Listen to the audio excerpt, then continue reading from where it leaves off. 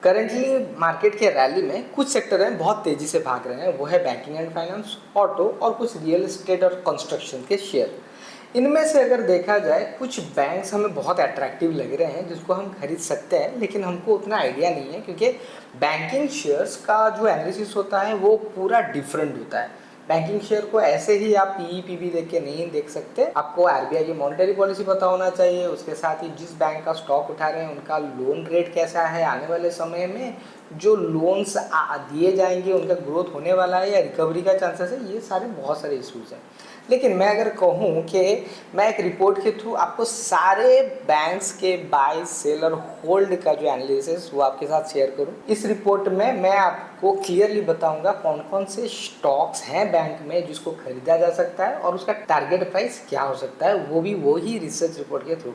और उसको जानेंगे भी कि एक्चुअली कंडीशन इकोनॉमी का क्या है और बैंकिंग फाइनेंस में कौन कौन से शेयर्स हमारे आने वाले समय में अच्छा वेल्थ क्रिएशन कर सकता है। तो चलिए लेट ना करते हुए पूरा वीडियो को लास्ट तक देखेंगे और पोर्टफोलियो रिस्ट्रक्चर। ये है पीएल कैपिटल का प्रभु लहरी का रिपोर्ट, जहाँ पे ये थीम बताया है कि बैंक्स में क्या हलचल हो सकती है करंट रेपो रेट के हिसाब से। पहले तो उन्होंने बताया कि अक्टूबर 26 में रेपो रेट का हाइक देखने की चांसेस है क्योंकि कंजप्शन अच्छा है।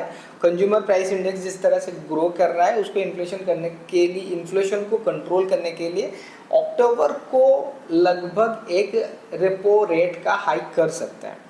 इसके साथ वो और भी उन्हें बताया लिक्विडिटी यूटिलाइजेशन अगर सितंबर 2025 से देखकर अब तक अगर देखा जाए तो मार्केट में रुपी का जो फॉल हो रहा है उसको स्टेबलाइज करने के लिए आरबीआई यूएसडी को शॉर्ट कर रहा है, वो पोजीशन का लिक्विडेशन यहाँ पे बताया जा रहा है। और उसके साथ ही इन्फ्लेशन आगे बढ़ सकता है और बहुत तेजी से बढ़ सकता है, और इन्फ्लेशन जब भी बढ़ता है तो वहाँ पे सिनारियो ये होता है कि इन्फ्लेशन बढ़ते ही डेवलपमेंट भी आता है, कंजप्शन बढ़ता है तो अर्निंग्स भी बढ़ते हैं, तो दोनों एक साथ चलते हैं।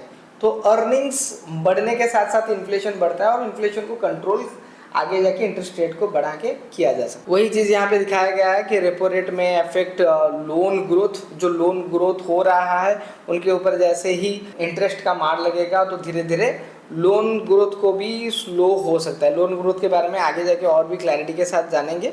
चलिए हम थोड़ा डेटा के ऊपर आते हैं जो कि बहुत ही इंपॉर्टेंट है, जो मैं दिखाने की कोशिश कर रहा हूँ। यहाँ पे एक इंटरेस्टिंग डेटा इन्होंने शेयर किया हुआ है कि एमएसएमई, रिटेल, एग्रीकल्चर लोन, ये जो लोन्स हैं ये कैसे बढ़े हैं लास्ट 10 ईयर्स में और ये लोन किस तरह से बढ़ने पर मार्केट में कैसा इम्पैक्ट आता है, यही चीज़ यहाँ पे उन्होंने दर्शाया गया। ये सबसे इंटरेस्टिंग मुझे लगा इस रिपोर्ट में, ये पूरा सुनिए। यहाँ पे सिस्टम लिक्विडिटी के बारे में कहा गया है 2025 सितंबर से हम देख रहे हैं कि हमारा लिक्विडिटी कम होते जा रहा है। यहाँ पे रिवर्सल दिखाया गया है कि हम डॉलर सेल कर रहे हैं, तो यहाँ पे वही सिस्टमेटिक लिक्विडिटी दिखाई गया है कि डॉलर को सेल करके हम अपना रुपये को कैसे स्टेबल कर रहे हैं। उसके साथ ही सीपीआई के बारे में बात किया गया है। 2014 में जैसे बहुत ही जोरों से इन्फ्लेशन चला गया था, उसके बाद उसको कंट्रोल किया गया तो डिफ्लेशन की तरफ चला गया। अगर जैसे ही डिफ्लेशन की तरफ चला जाता है तो मार्केट को स्टेबलाइज करने के लिए इंटरेस्ट रेट गिराया जाता है, और जैसे इंटरेस्ट रेट गिराया जाता है तो मार्केट कंटिन्यूसली ग्रोथ करता है और यहाँ पे हम देखते हैं एक लंबा तेजी और उसके साथ ही इन्फ्लेशन। तो 2020 एक अच्छा स्टडी करने का एरिया है जहाँ पर 2.1 का सीपीआई देखने के लिए मिला था और उसके बाद मार्केट कंटिन्यूसली रैली किया था। तो अभी वही सिनेरियो है, यहाँ पे 0.3 का कंजप्शन हो गया, बहुत ही लो रेट में है अभी सारी चीज़ें। और जैसे यहाँ पे हल्का सा कंजप्शन आ रहा है तो ये रैली यहाँ पे रुकने वाला नहीं है।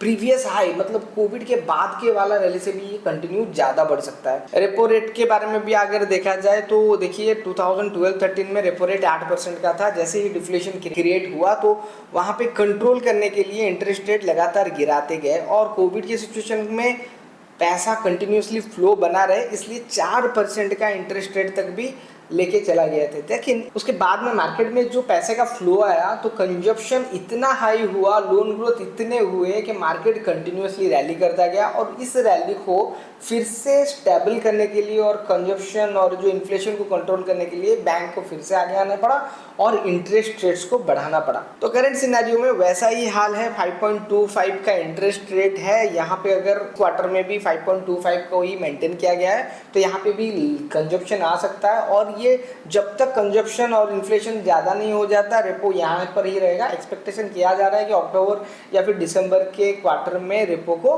बढ़ाया जाए अगर इन्फ्लेशन कंट्रोल नहीं होता है तो। लेकिन मैं यहाँ पे एक बात बताऊँ, जैसे कि इन्फ्लेशन जब आता है तो उसको कंट्रोल करने के लिए आरबीआई इंटरेस्ट रेट बढ़ाता है, लेकिन अभी अगर क्रूड ऑयल के प्राइस गिर रहे हैं तो हो सकता है कि इन्फ्लेशन ऑटोमेटिकली कंट्रोल हो जाए, चीज़ों का रेट्स अपने आप ही गिर जाएगा, क्योंकि क्रूड ऑयल का शॉर्टेज ही इन्फ्लेशन का मेजर रीज़न हो रहा था। अगर उस डिरेक्शन से देखा जाए तो गवर्नमेंट को आगे आगे रेपो रेट बढ़ाना नहीं पड़ेगा और यहाँ से ग्रोथ कंटिन्यू कर सकता है। यहाँ पे अगर देखेंगे 2020 में जब पहले एमएसएमई का ग्रोथ हुआ था उसके साथ ही कॉरपोरेट भागे थे ये लोन एरिया में। उसी तरह रिटेल में पहले एग्रीकल्चरल लोन्स ग्रो किए थे, उसके साथ ही रिटेल भी बढ़ा था। अभी करंट सिचुएशन में भी अगर मार्च 26 के बारे में देखा जाए तो एमएसएमई ग्रोथ हो चुका है, उसके साथ ही कॉर्पोरेट भी भागने लगे हैं। और यहाँ पर भी आप अगर देखेंगे तो रिटेल भाग चुका है और उसके साथ ही एग्रीकल्चर भागे थे। और 2019 से लेके 2023 तक रैली 4 साल का चला था, तो यहाँ पर भी हम एक्सपेक्टेशन रख सकते हैं कि आने वाला 2 साल बहुत ही तेजी पकड़ सकता है। और फाइनली ये वाला रिपोर्ट का हिस्सा मुझे बहुत इंटरेस्टिंग लगा। अगर आप देखोगे सारे बैंक्स का नाम दिया हुआ है और एक्सपेक्टेड अर्निंग्स का यहाँ पे फोकस किया गया है कि यहाँ पे 14% का एसबीआई ग्रो कर सकता है, 13% का बैंक ऑफ बड़ौदा ग्रो कर सकता है, कनारा बैंक 12%। ऐसे देखा जाए तो लगभग एसबीआई का ग्रोथ एक्सपेक्टेशन ज़्यादा है, उसके बाद आईसीआईसीआई बैंक का है और उसके बाद करूर वैश्य बैंक और सिटी यूनियन बैंक, इन्होंने ये मेंशन किया हुआ है कि इनका एक्सपेक्टेड ग्रोथ आने वाले सालों में अच्छा रहेगा। लेकिन मेरा नज़र कहाँ पे ना, कोर आरओए और आरओई में। अगर हम देखेंगे रिटर्न ऑन एसेट और रिटर्न ऑन इक्विटी के हिसाब से तो आने वाले समय में अगर कोई सिंगल डिजिट ग्रोथ देखने के लिए मिल रहा है तो आईसीआईसीआई में प्रोजेक्ट किया जा रहा है और आरओई 15-16% का ग्रोथ दिखाई दे रहा है।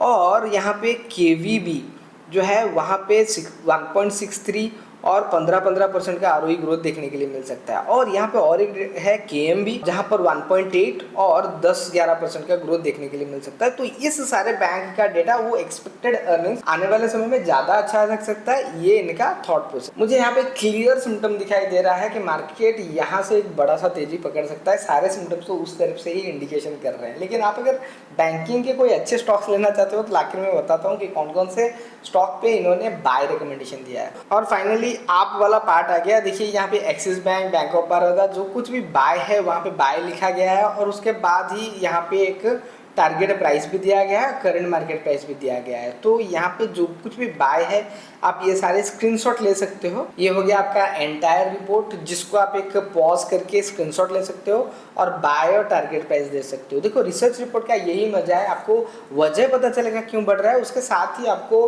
बाय सेल रेटिंग पता चलेगा, टारगेट प्राइस भी पता चलेगा। देखो प्राइस के पीछे का रीजन जब आप समझ जाओगे ना, तब जब आप बाय कर रहे हो तो ये रहा आपका पूरा एंटायर डेटा, जहाँ पे सारे बैंक्स और एसेट मैनेजमेंट कंपनी का बाय सेल होल्ड यहाँ पे मेंशन किया गया है और उस स्टॉक को आपके हिसाब से खरीद सकते हो। चाहे तो आप पॉज करके इसका एक स्क्रीनशॉट ले लीजिए तो आपको बेनिफिशियल रहेगा, आपको बहुत हेल्प कर सकता है। तो फाइनली ये था हमारा एंटायर रिपोर्ट, जिसमें हम देखे कि कौन कौन से बैंक को बाय रेटिंग किया गया है, टारगेट प्राइस भी बताया गया और उसके साथ ही हम इकोनॉमिक कंडीशंस देखे। कोविड का सिनेरियो एकदम से बना हुआ है और यहाँ से अगर मार्केट तेजी पकड़ता है, हाई लिक्विडेशन के थ्रू मार्केट रैली भी दे सकता है। तो क्लैरिटी आ गया होगा टोटल इकोनॉमी कंडीशंस के ऊपर। और जो भी ये वीडियो का मेरा मोटिव था कि सारे बैंक्स का बाय सेल डेटा बताना, यही था। तो जो कोई भी आपके दोस्त जो स्टॉक्स में ट्रेडिंग करते हैं, स्टॉक में इन्वेस्टमेंट करते हैं और बैंकिंग शेयर्स उनको पसंद लगता है, तो उनको ये वीडियो ज़रूर शेयर करें ताकि वो अपना बाय सेल रिकमेंडेशन या फिर किसी स्टॉक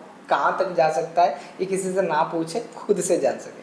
आई होप ये वीडियो पसंद आया होगा। लाइक, फॉलो, सब्सक्राइब करें और अपने दोस्तों के साथ जरूर शेयर करें। Thank you very much.